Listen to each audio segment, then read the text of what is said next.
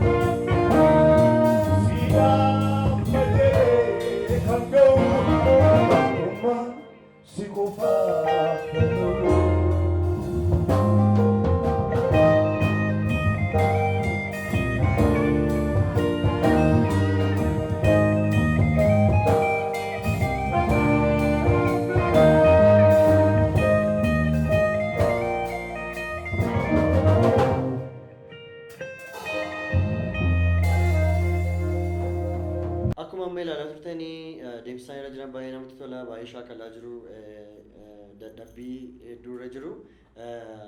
Egaan isinis akkasiin sagantaa kanatti hirmaattan immoo gamanumaan invite isin godha. Amma immoo gara obboleessa keenyatti isin deebisa. Qajoo mee amma kallattiimaan gara albamii keetti yookiin gara yaada albamii keetti osoo hin seeniin dura wantoota tokko tokko waa'ee faarfannaa, waa'ee waaqeffannaa yookiin waa'ee addunyaa faarfannaa irra jiru kanatu wanti qo'aasofne amma immoo gara albamii keetti deebine baay'ee natti tola. Sababiin isaa kaayyoon keenya waa'ee albamii yoo ta'e iyyuu gidduutti immoo kaayyoomti albamiimti sun of keessaa kan inni qabu faarfannaa waan ta'eef muuziqaa waan ta'eef abbaan faarfannaa sana immoo waaqayyoo waan ta'eef waa'ee faarfannaa irratti immoo haasa'uu qabna jedhanii kan iyyaadha. Kanaaf mee gaaffii namootarraas ofii koos walitti qabadhee dhiyaadheetu jira. Mee gaaffiilee kana keessaatii gaaffii an jalqaba irratti si gaafadhu faarfannaan kennaa waaqayyoo biraan nu kennamuudha moo yaada keenyaan yookiin hubannoo keenyaan waan nuni uumnee faarfannudha siif akka ilaalcha keetti? Gaaffii baay'ee bareedaadha Saamii.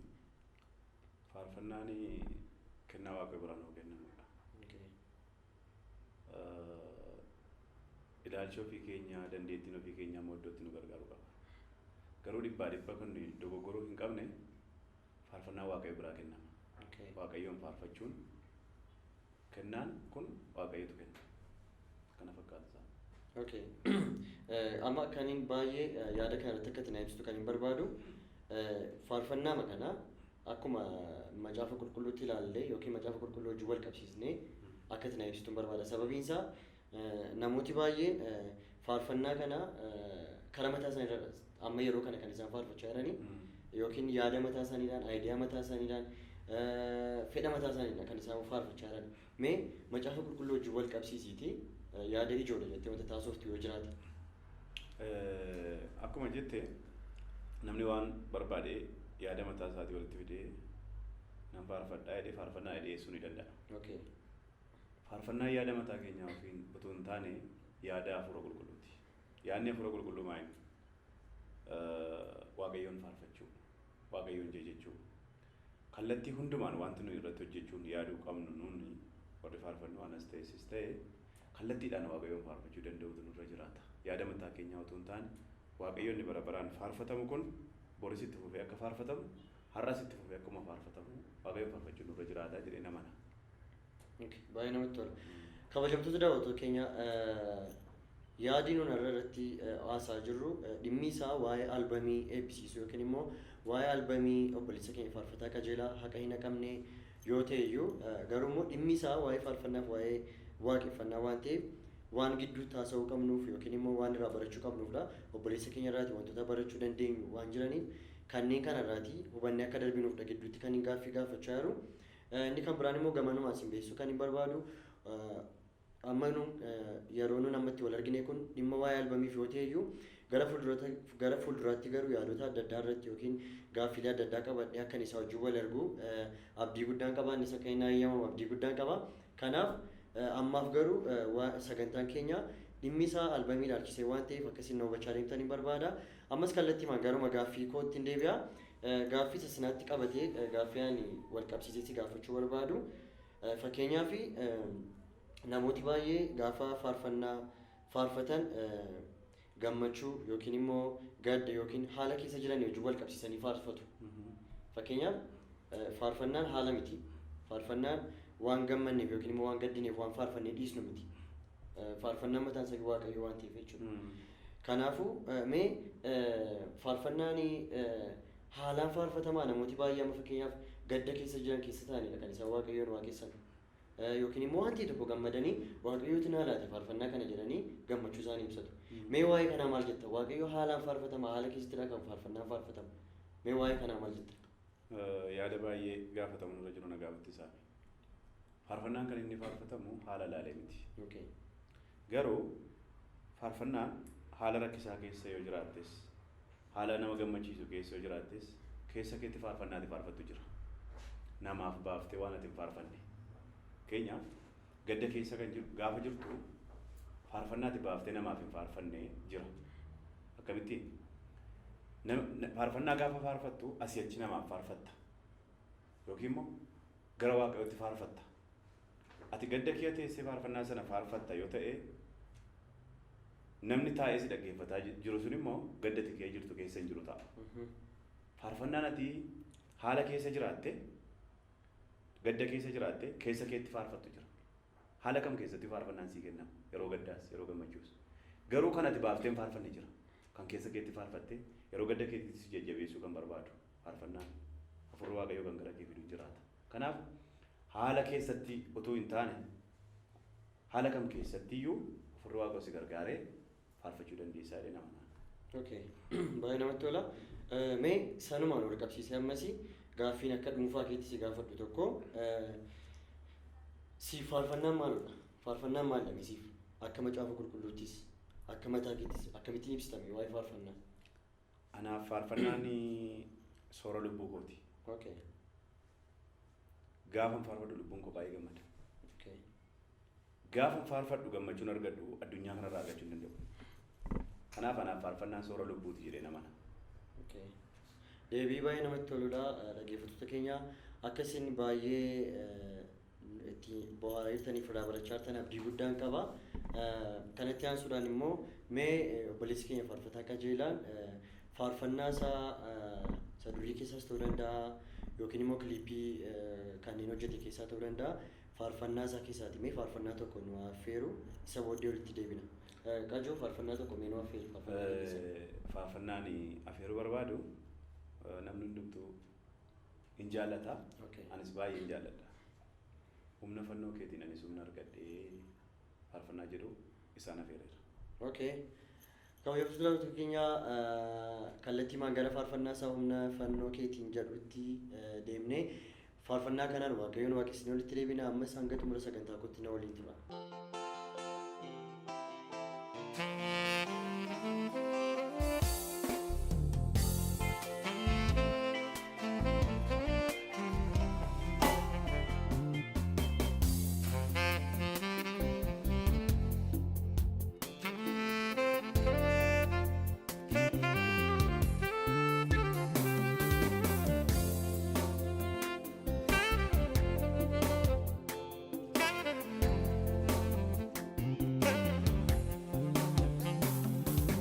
Fannoo keeti ani sumna argadhee ano yaaddoon qabu sirrataan boqodhee humna fannoo keeti ani sumna argadhee ano yaaddoon qabu sirrataan boqodhee agaamee fuudhachuu waamee dhageessifachuu Yesuus irraan baree boqodhee jiraachuu Agame fuudhachuu waamee dhageessifachuu Yesuus irraan baree boqodhee jiraachuu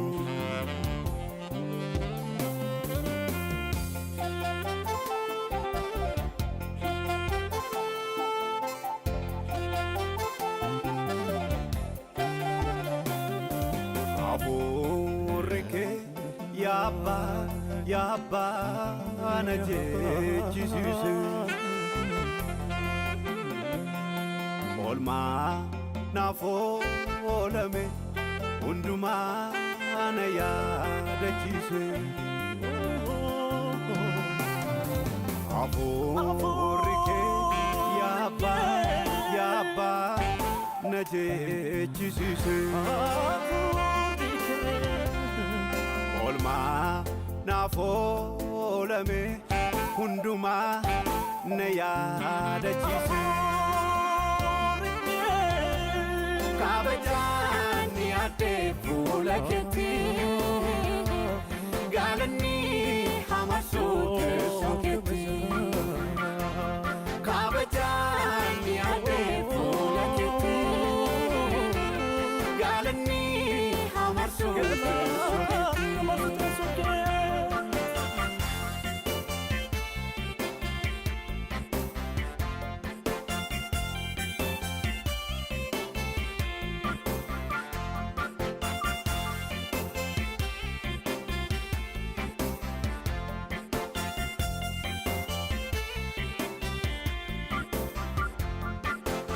Aanon irraanfadhu dhiphina golgootaa isatti dhiphatte gatiin hin baafne isatti naa baafte. Aanon irraanfadhu dhiphina golgootaa isatti dhiphatte gatiin hin baafne isatti naa baafte.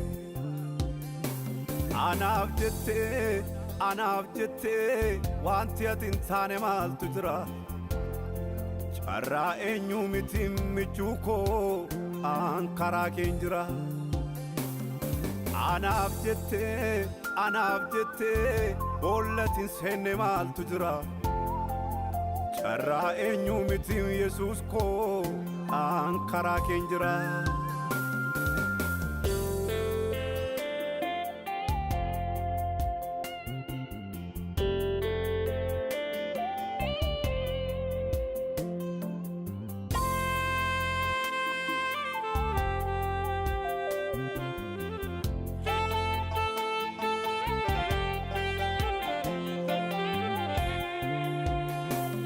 Gaafanii hidhadhee waan fudhuu wallaale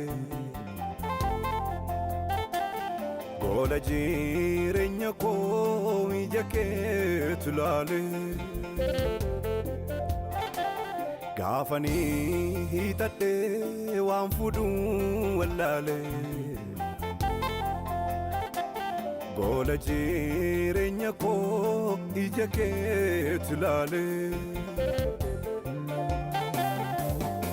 Kan biraan qabu kanan maqaasaa jaju utuun si duukaa jiru fayyaatti hin fajaju. Siinan lafaa ka'e siinan nama ta'e siinan jedha safuu anoo siinan laga du'aa darbee mulfaataa koo dhugaadha sin lafafuu. Siinan lafaa ka'e siinan nama ta'e siinan jedha safuu anoo siinan laga du'aa darbee mulfaataa koo dhugaadha sin lafafuu. Firooma kee hiikuuf onnee koo na dide harkisa namaa miti harka kee na fide. Firooma kee hiikuuf onnee koo na dide harkisa namaa miti harka kee na fide.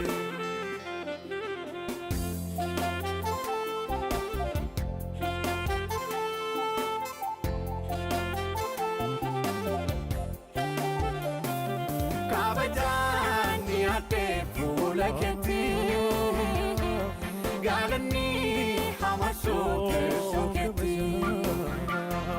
kabajani ate fulaketi. Galani hamasoote sokeeti kabajani ate fulaketi. Galani hamasoote sokeeti. Kabajani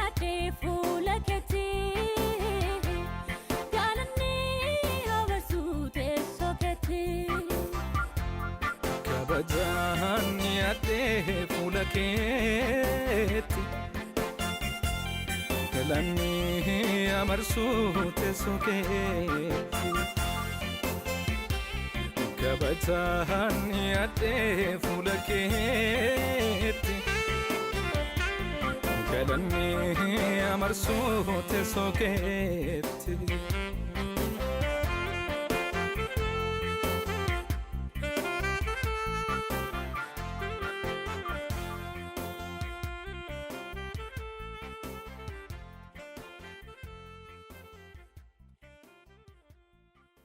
Faarfannaa maraan akkasii hedduu gammadanii ittiin waaqayyoon waaqessan abdii guddaan qaba. Mee ammas kallattii maan gara obboleessa keenyaatti deebina. Qajoo mee gaaffii masilaa hojii wal qabsiisee ammasii gaaffii si gaafachuu barbaadu. Faarfannaaf kiristaanummaa mee akkamitti ibsitati? Akka macaafa qulqulluutti. Macaafa qulqulluu hojii wal qabsiistii faarfannaaf kiristaanummaa naa ibsime. Faarfannaa fi kiristaanummaa akka ani itti siif ibsu jireenya kiristaanii tokko jiraatu. Jireenya namni amane tokko, jireenya namni fayye tokko jiraatu yoo jiraatte isarraa yoo faarfatte gaarii ta'a jedhee yaada. Jireenya adeemsa namni tokko adeemsa wangeelaa utuu hin jiraatin faarfachuu jireenya isa sirrii isa Kiristoositti gammadu jiraatte yoo faarfatte adeemsa gaarii ta'a jedheen kiristiyaanummaa faarfannaa keetiin nan ibsa. Okay. Namatti tola. Mee amma sanuma wal qabsiiseen gaaffiin si gaafachuu barbaadu tokko faarfachuu moo kiristaanummaatu dursa? Sababiin isaa namooti baay'een faarfannaa waan beekaniif qofa waan waaqayyoon beekan yookiin immoo waan kiristaana ta'an itti fakkaata. Si galee namti kun immoo akka itti ilaalamu jechuun koo addunyaa faarfannaa keessatti namooti baay'ee faarfannaa madduwaa beekuun yookiin faarfachuu danda'uun waan waaqayyoon beekan waan kiristaana ta'an itti fakkaata. Mee macaafa qulqulluu wajjin gaafa wal qabsiisnee ilaallu faarfannaa beekuu fi kiristoosiin beekuun tokkodha. Mee isa kana akkamittiin na ibsita? Faarfannaa beekte jechuun kiristoosiin beekte jechuu miti. Kiristoos jireenya nuyi guyyaa guyyaatti isaaf jiraannu laalla. Jireenya keenya guyyaa guyyaatti Kiristoosiin arrabsiisa yoo ta'e, macaafni qulqulluun maal jedha? Namoonni hojii keessan isa gaarii arganii abbaa keessan isa waaqarraa ulfina akka kennanitti hojiin keessan nama duratti waaqa duratti gaarii haa ta'udha. Fakkeenyaaf namoonni hojii keessan isa gaarii arganii abbaa keessan isa waaqarraa ulfina akka kennanitti jechuun faarfannaan waaqayyoof ulfina kennuudha jechuudha. Abbaaf ulfina akka kennamu barbaanna yoo ta'e jireenya abbaaf ulfina kennisiisu jiraachuu danda'u nurra jiraata. Akka sireen ibsaan isaa. Okay, kanaafuu faarfannaa fi Kiristoos jechuun kiristaanummaa faarfannaa jechuun tokko miti. Waan addunyaa lamaadha. Waan addunyaa lamaadha. Kiristoosiin qabda taanaan yoo jiraatte Kiristoosiin faarfatta. Okay, kanaaf namni tokko faarfannaa waan beekeef Kiristoosiin beekachuu hin dandeenye. Baay'ee waa'ee kanaa gaafa bal'isnee haasofnu waa'ee kanaa irratti namooti baay'een ituma faarfatanii iyyuu Kiristoosiin hin beekan. Kana jechuun waaqayyoon hin qaban jechuudha. Kanaafuu Kiristoosiin beekuun qofaattidha. Kiristoosiin beekuun jireenya. Inni jireenya. Faarfannaa jechuun faarfannaa beekuun immoo jireenya irraati. Mitiire. Kanaafuu isa jiraatteef sana faarfachuu jechuudha. Okay, kanaaf faarfannaa beekuun Kiristoosiin beekuun miti. Thank you. Ittuma wal qabsiiseen abbaa faarfannichaa beekuutu faarfannaa sana beekuu taasisa. Okay. Kanaafuu dhaggeeffattoota keenya akkasiin baay'ina hordofaa jirtan abdii guddaan qaba. Sababiin isaa waa'ee faarfannaa waa'ee faarfattoota ilaalchiseedha amanuun haasaan keenya. Kanaaf isinis mana keessanitti gaaffii qabdan jiraachuu danda'a. Gaaffii keessaniif hin beekamu wanta nuun amma haasaa jirru kun deebisnii ta'uu danda'a. Gara fuulduraatti asumarraan gamanuma wanta isin beeksisuu barbaadu yoo gaaffii qabaattan faarfattoota gaaffii akkamii gaafachuu warri gaaffii gaafachuu barbaadan gaaffii isin keessa jiru garuu karaa itti gaafattan warri dhabdan gaaffii keessan karaa barbaadan karaa feesbuukii yookiin karaa toora bilbila keenyaa na eeruu dandeessu. Faarfataa aan affeeru hundumaa gaaffii keessan isinii gaafachuu danda'a jechuudha. Ammas gaaffii mammaatti taansee gaaffii qabadhee dhiyaatan deebi'a. Gaaffiin isa ammaa wajjin wal qabsiisii gaafadhu faarfannaan yoo kennaadha ta'e yeroo akkamii namaa kennamame? Faarfannaan nama hundumaatii fi yeroo tokkotti kennama miti. Okay. Faarfannaan yeroo karaarra deemtus sii kenna sii dhufaa. Yeroo kadhattus sii dhufaa. Faarfannaan haalaan ilaallatu. Yeroo kamitti faarfannaan inuma sii dhufa. Siif yeroo kamii sii dhufaa yoo naan jette yeroo hundumaa naa dhufa. Keessumaa jireenya waaqayyoon kadhatu keessa jireenya waaqayyoon galateeffatu keessa yoo jiraatte gaafa hundumaa faarfannaa ta'a guyyaan kee. Halkanoonni keessa faarfannaa ta'u. Garuu maal jireenya kadhatu jireenya waaqayyoon beeku kee jiraachuu irraan dhufa. Kanaaf addunyaa waaqayyoon beeku keessa waan jirtuuf yeroo hundumaa lubbuun kee faarfannaadhaan qabamte. Faarfannaan hin dheebotti faarfannaadhaan qabamte. Kanaafuu faarfannaan siif tabba miti. Namoota baay'eetti tabbadha. Faarfannaa hojjechuun maaliif akka ta'e hin beeku yeroo inni itti cimuu yeroo inni gaaffii itti uumuudha kan nun arginu. Baay'ee faarfannaa hojii lubbuun kee hin hidhamne taanaan faarfannaan kennaa waaqayyoo miti taanaan waaqayyoo irraa itti gammaddii fudhattee hojjettamne taanaan ergaa mati hojjechaa jirtu sun illee gaafa inni namoota bukkeetti fudhataman qabaannitu jira yookiin hafuuran qabu yookiin namatti hin tolu. Sigalee kun kan inni uumamu immoo satamma jette kanadha. Lubbuun kee addunyaa waaqayyoo wajjin walitti hidhamuu keessa jirtu taanaan wanti nun hojjennu suni haasaa duwwaadha kan inni ta'u. Kanaafuu gaaffii koo ammaa fi yeroo hundumaa lubbuun kee gatii waaqayyo wajjin walitti hidhamteertu faarfannaa yeroo hundumaa Gaafa hundumaa. sii kennama. Gaafa hundumaa naa kenna. Kanaafuu dhaggeeffattoota keenya lubbuun keenya waaqayyo wajjin walitti hidhamteerti taana yeroo hundumaa addunyaa keenya addunyaa faarfannaadha jechuudha. Faarfannaa ta'a. Mitiire? Kanaaf mee amma immoo gaaffii adda ta'e tokkoon gaafadhaa obboleessa koodhaanii. Gaaffiin gidduutti gaafadhu kuni gaaffii namootarraa na qaqqabedha. Gaaffiin kun maal jedhaa? Qajeelaan baay'ee of tuula. Qajeelaan tajaajiltoota wajjin waliin galu. Of tuulaadhaati. Of tuulaadha? Beeku normaalii naaf haa gaafatamu namatu jedhee natti himate. Kanaaf qajeelaan of tuulaadha laata? Moo tajaajiltoota wajjin waliin galu nama akkamiidha laata qajeelaan? Mee deebisaa sumarraa dhaggeeffanna. Akkas jedhuma. Hin beeku gaa wanta gaafadhu jedhanii si gaafadha. Ati of tuultaa. Namoota wajjin waliin galtu tajaajiltoota wajjin waliin galtu maaliif waliin galtu? Macaafi qulqulluun of tuulummaan jalqaba kufaatiitti jedha. Of hin tuulan. Gaaffii kee keessatti tajaajiltoota wajjin waliin galtu isa jedhamuufi tajaajiltoota warra qabu. Tajaajiltoota gaafa jennu waamichatti waamame tajaajiluu kan barbaadu jiru. Ofii masaama tajaajiluu kan barbaadu jira maqaa tajaajilaan qabatee warra kamiidha. Tajaajiltoota wajjin waliin galtu gaafadha. Nama kana si gaafatee deebitee naa gaafachuu dandeessa? Okay, amma waa'ee kanaa gaafa haasofnu tajaajilaa ta'u karaa barbaadee tajaajiluu danda'a. Fakkeenyaaf paasterii ta'uu danda'a, raajii ta'uu danda'a, faarfataa makkakii ta'uu danda'a. Garuu namoonni mudannoo wayiidhaan si mudatan si wajjin wal arganii beekan jiraachuu danda'u. Eessa bukkeetti akka ta'e hin beeku, akkamitti akka ta'e hin beeku, waltajjii akkamitti akka ta'e hin beeku, namatti itti of tuulteetu jiraachuu danda'a. Kana siif inni kana ofii keef gaafadhu. Abbaan na gaafatis deebisaa fudhatu garuu dhugumatti of tuulteettaa moo jireenyi kee nama of tuuluudhaati. Mee kanaaf gaaffii maquubsaa ta'e namooti sammuu isaanii akkasirraa of jechuudha. Namoonni akkas jedhanii jiraachuu danda'u. Okay. Ani illee nan shakka. Eeshi. Jireenya Kiristoos irratti of gatee jiraadhu irraan kaasee waan of tuulu fakkaata. Kiristoos irratti baay'een of jajaan. Maaliif mucaasaa ta'uu kootiif tokko. Tajaajiltoota wajjin waliin galtu isa jedhamuufi tajaajiltoota dhugaadhaan dhugaa jedhanii tajaajilan wajjin baay'ee walii gala. Garuu tajaajiltoota jedhameef tajaajiltoota hundumaa wajjin walii galuu hin danda'u. An tajaajilaadha jedhee waan biraa kan tajaajilu waan jiruuf.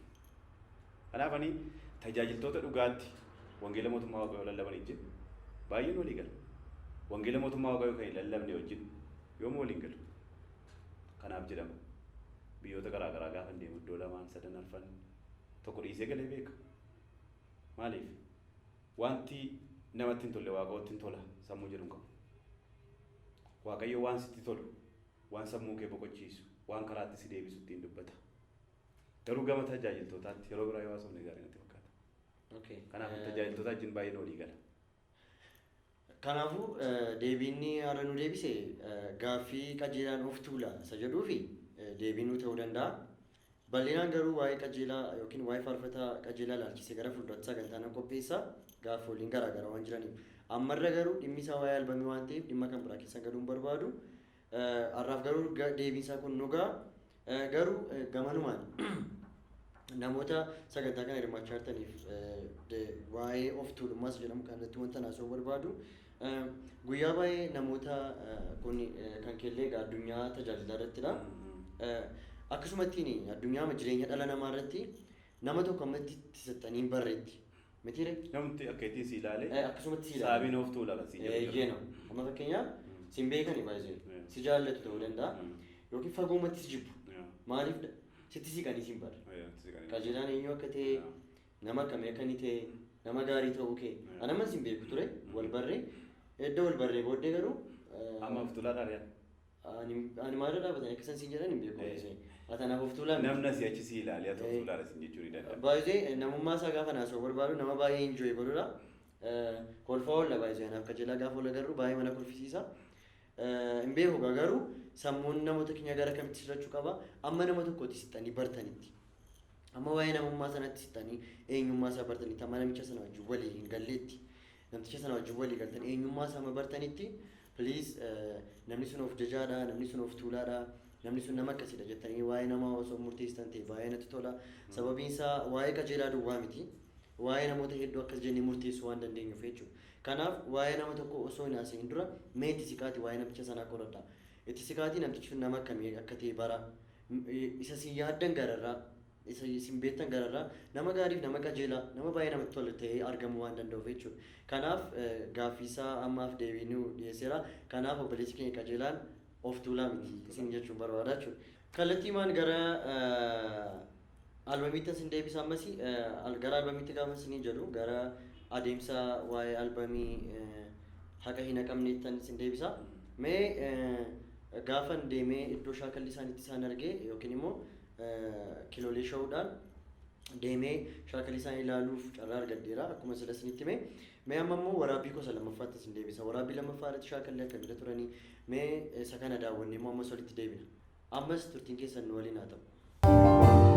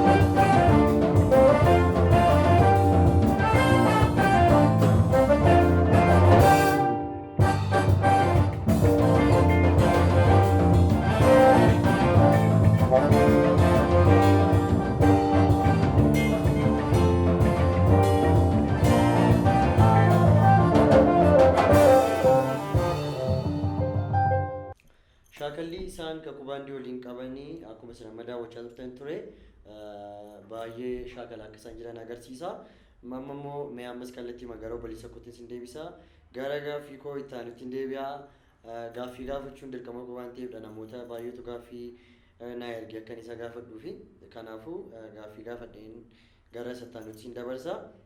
Mee gara gaaffii koo itti hin deebi'a kaajoo. Namni tokko walaloo namarraa fudhatee yookiin namarraa bitatee yoo faarse namticha sanaaf faarfataa jechuu dandeenya. Baay'ee iccitiin kun akka jiru beekta. Namni baay'ee waan sagalee qabuuf faarfannaa biteedha kan inni hojjetu yookiin immoo namatu laataaf kennaa namaadhaan dhaabbatee faarfannaa hojjeta. Meeshaa kana akkamitti ibsita?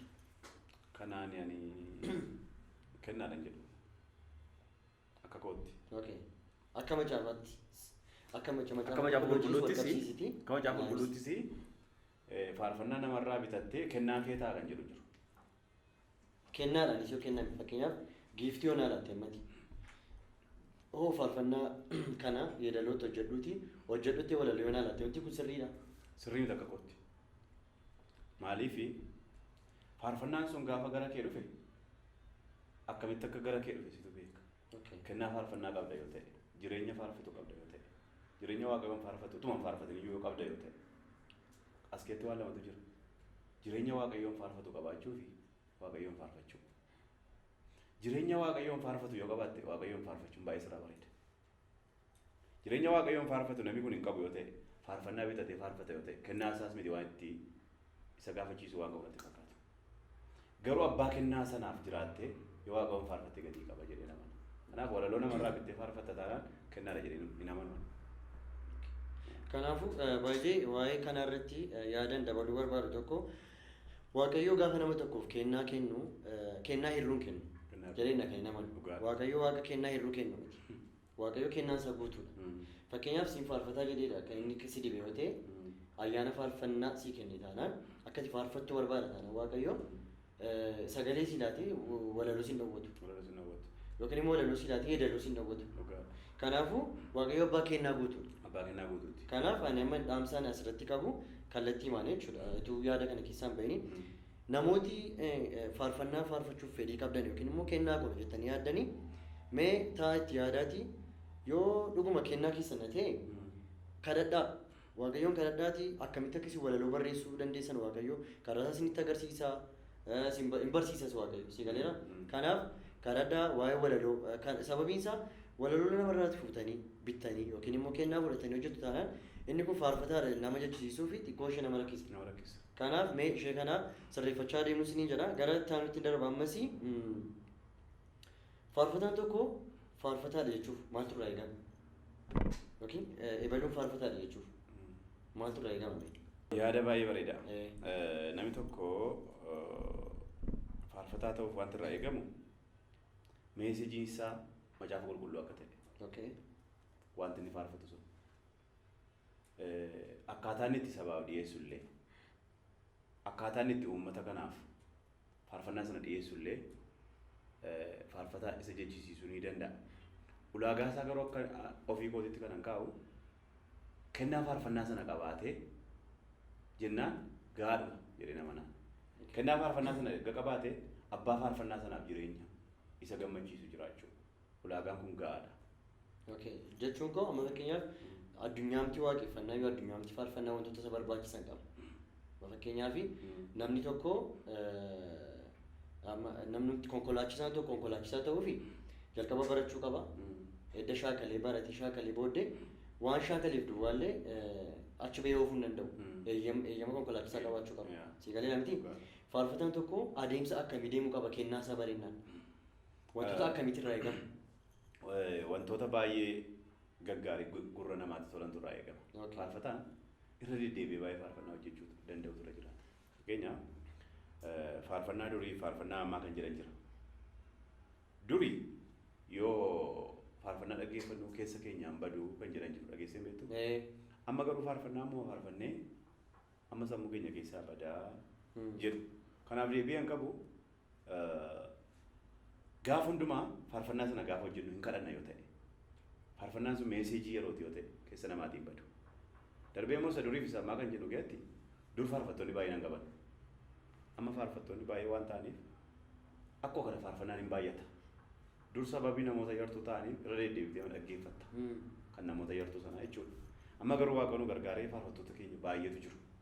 Kanaaf har'as faarfannaa gaafa hojjetu faarfataan tokko kadhatee jireenya kadhannaa qabaatee yoo hojjete kun ulaagaa isa jalqabaati. Gama muuziqaatti gaafa deemu muuziqaa gurra namaatti tola.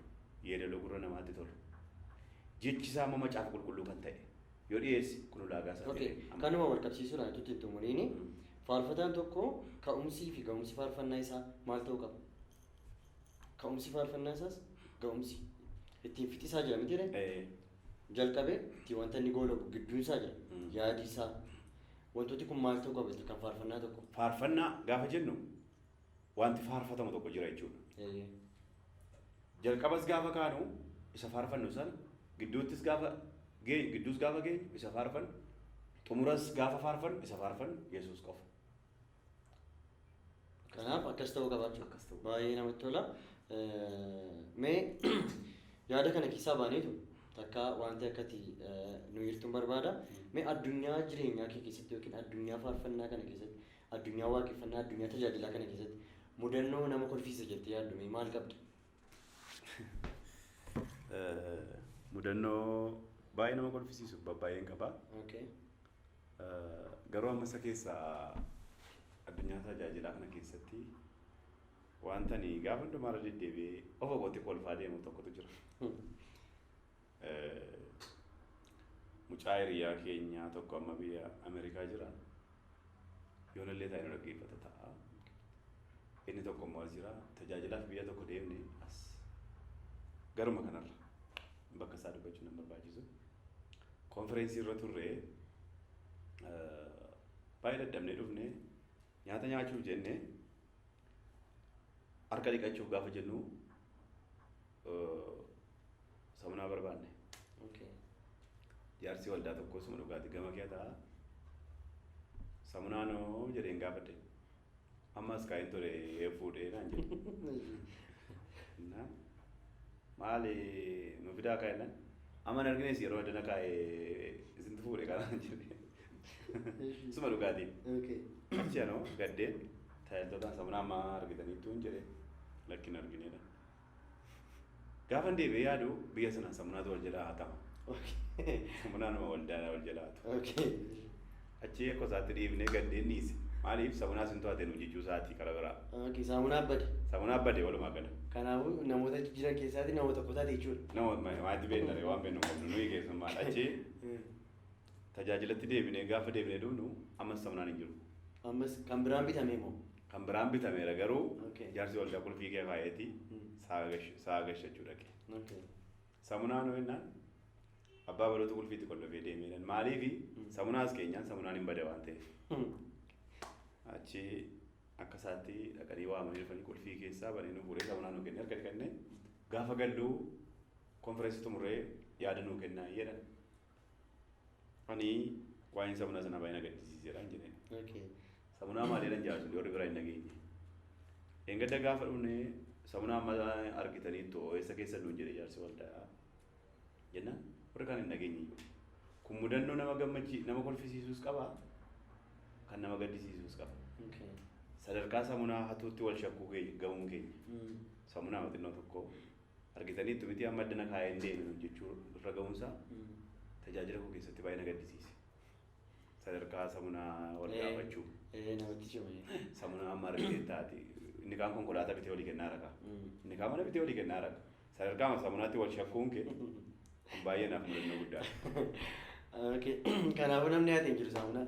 Achuma wallatanii malee. Achuma wallatu malee nuyi maal goona samunaa. Baay'ee namatti tola. Yaada gaa dhaggeeffattoota keenya samunaa na jalaattee jedhanii gaafa wal shakkanii baay'ee cima. Kanaafuu itti qabaminaa jechuun barbaada waan kan biraa jechuu danda'u kan. Kanaaf mee amma yaadolii koo gaaffii koo keessaa beektan gara waa'ee albamii isaatti hin deebi'a.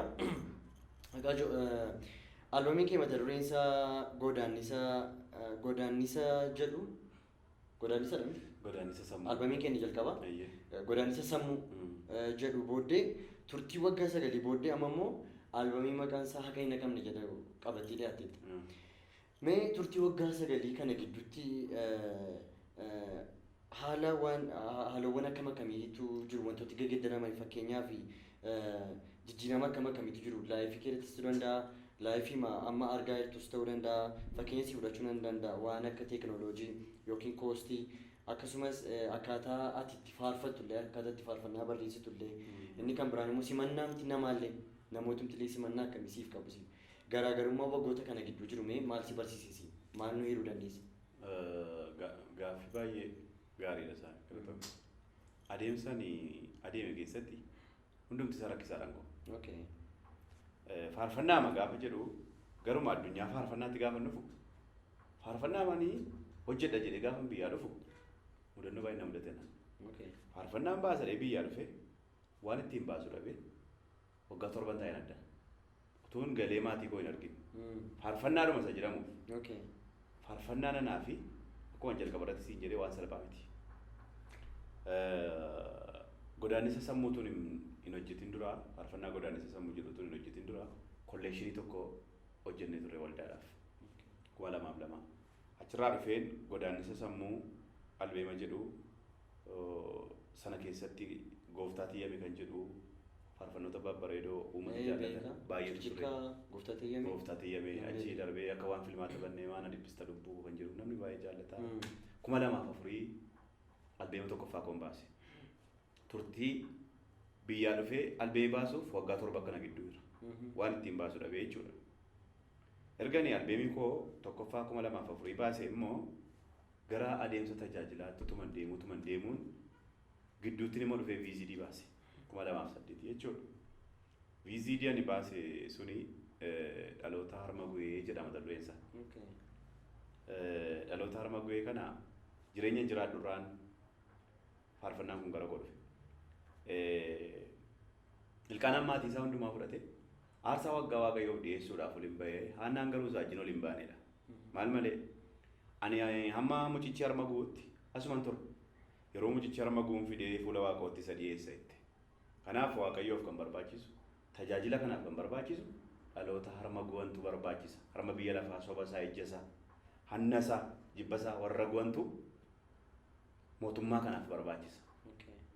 Dhaloonni harma gu'an harrayyuu hin barbaachisu. Achi darbeen eegani VZD kana hojjedheen turtii waggaa hamma kanaa booddeen immoo albeemii gara albeemii isa kanaatti dhufe. Baay'ee etuu albeemii kana keessaan baheeniti yaada kee gidduutti addaan si kutuun barbaada. Albeemiin haaraa kun yeroo ammamitti fudhatame? Albeemiin haaraan kun gara hojiitti galu utuun gara stuudiyoo hin naqin yoo xinnaatee gara waggaa 5ti. Baay'ee waggaa baay'ee. Utuun stuudiyoo dhaqee saambaliin kenniin faarfannaan kana nu hojjedhee yaada. Ergan gara stuudiyootti dhufe immoo waggaa 3 guutuun hojjedhe. Akkuma beektu gaasaamee stuudiyoon rakkina baay'ee qaba. Stuudiyoo garaa garaatti hojjetamanii gaafa albeemiin hojjetamu. Stuudiyoo garaa garaatti hojjedhanii. Stuudiyoon garaa garaa kun rakkina garaa garaa qaba. Qoramsi isaas qoranis qoramsa garaa garaati. Stuudiyoo tokko beellamte inni tokkos dhufee jirattis beellama stuudiyoo 5tti hojjedhe. Dhugaa dubbachuuf bu'aa bahii hedduu nama dadhabsiisu keessa darbeen gara kanatti. Naa gala baay'ee wanti kuni akka inni chaalenjii guddaa qabu nan beeka. Sababiin isaa dhaggeeffattoota keenya albeemiin gaafa hojjetamu wanti namni hubachuu qabu stuudiyoo tokkotti himni kan dhumu. Fakkeenyaaf stuudiyoo 3, 4 nama garaa garaatti kan inni kennamu hirameedha kan inni hojjetame dhumarratti walitti qabama miti jedhe akkasitti waan hojjetamuuf dadhabbii guddaa qaba. Inni tokko gaafa inni yommata inni tokko immoo mataa jabaachuu danda'a. So chaalenjii guddaa akka inni qabu nan beeka. Mee albeemiin keenya duraa tiraakii 10 qaba ture. Inni amma immoo meeqa of keessaa qaba qabiyyeen isaa maal fa'aadha? Inni amma tiraakii 11 qabiyyeen isaa guutummaan isaa haqa naqamne isa jedhudha. Mee qabiyyeen isaa guutummaan isaa haqa naqamne maaf jette? Faarfannaa lammaffaa yoo dhaggeeffatte waa'ee haqaatu kiyaaraa sadaffaa arfaffaa shanaffaa akka kanatti. Maaliifidha garuu waa'ee haqaa kana kanatti mee haqa hin naqamne maaf jette? Maanni maqaan isaa kun haqa hin naqamne kana maalumaaf jechuma barbaadde? Haqa hin naqamne maaliif jette? Macaafaa wajjin wal qabsiisteetu? Kanaafuu sikimee danda'anii. Macaafaa wajjin wal qabsiiseera. Dhugaa kan jaallatu dhugaa fa'oowaatu. Dhugaan maaliidha? Haqa naqamneedha. Dhugaan kee ani dhugaadha karaadha jireenya jedhe Yesuus. Maaliidha ree? Inni haqa naqamneedha. Ati dhugaa miti ittiin jechuu hin dandeessu. Inni dhugaadha. Fakkeenyaaf siin eenyutu si uume? Waaqayyoon namneedha. Kun haqa naqamneedha. Hin haqamu. Natu si uume siin jechuu hin danda'u namni biraan dhufe. Kanaaf haqa naqamne kanan jedheef kanaaf. Baay'ee namatti tola. Isinii galeeramni waa'ee haqa hin naqamne irra deebi'ee isinii ibsuu hin danda'u. Waa takka haqadha deebi'ee haqamuu hin danda'u. Haqa haquu hin danda'u. Sanuu kan waaqayyoodha haqi kun immoo. Haqi waaqayyoo immoo tasuma hin haqamu. Kanaafuu haqa hin naqamne. Kanatti asuudhaan wanta si gaafachuu barbaadu tokko mee saba waaqayyoodha maal eegda? Saba namoota si beekan irraas namoota si hin beekne irraas maal eegdame tokkoon ta'e jechuun koo wanti sammuu keetti eegu tokko jira. Gama konsertii kanatti. Gama albeemii kee kana ilaalchise maal eegda? Gaaffii baay'ee bareedaadha. Yeroo keenyas waan deemaa jiru. Saba kanarraa wanta eegu guyyaa gaafa jedhamee kanatti argamne walii wajjin waaqayyoon akka waaqeffannu. Akka isaan dhufan hirmaatan amantaa. Akka isaan dhufan hirmaatan dhibba nama. Namatti tola kuni amantii keedha. Amantii kooti. Mee itti aansuudhaan albeemii kee kana irratti namoota bukkee kee dhaabbatanii bukkee kee dhaabbachuudhaan namoota si gargaaranii si utubanii istuudiyoo ta'uu danda'a. Karaa garaa garaadhaan namooti si wajjiniin dhaabbatan bobba'an jiru ni muuziqeessotas ta'uu danda'a. Mee eenyuun fala isaan muuziqeessota maqaa isaa eenyuun? Albeemii koo kana keessatti kan hirmaate nama hedduudha. Okay. Maqaa dheefituu hin danda'u. Garuu isaan keessaa muraasa istuudiyoo Takkee istuudiyoo Dassee istuudiyoo Baay'ee paasteroota siraajotis ta'uu danda'a. Maqaa dha'uu nama dandeessu. Beenii istuudiyoo istuudiyoo baay'eetu jiru. Mootiin maasteringi isatti hojjete. Okay, mootiitu hojjete maasteringi isa. Obboleessi koo biyya biraa jiru amma Dalasaa kan jedhamu isas baay'ee nan galateeffadha. Keessumaa ammoo haadha manaa koo baay'ee galateeffadha. Baay'ee waa'ee galateeffachuu irra hin geenye garuu edda jettee haa ta'u. Edda jettee walumatti qabiitii mee namoota galateeffachuu barbaaddu edda fiddeedha galateeffadhu mee. Namoota galateeffachuu barbaadu waldaa koo baay'een galateeffadha. Waldaa Kattama Ganeesuusi. Itti aansee paasteroota maqaa isaanii kaasuun illee barbaachisaa miti. Hojii kanarratti nama bira dhaabatanii na jajjabeessan namoota hedduutu jiru. Istuudiyoota akkuma nama siin jedhee hiriyoonni koollee baay'een jiru kana dhugaa dadhabanii si dabalate. Keessumaa immoo haadha manaa koo hojiin kun rakkina baay'ee akka qabu akkuma ammaa haasaa oolle san hundumaa keessatti na bira dhaabatee na gargaaru isheetiif baay'een ishee galateeffadha. Okay, egaan galanni kee namoota dammaa galateeffachaa turte yoo si ilaalnu daawwachaa turte asumarraan kallattii kan akka isaan gahaa jiru abdii guddaan qaba.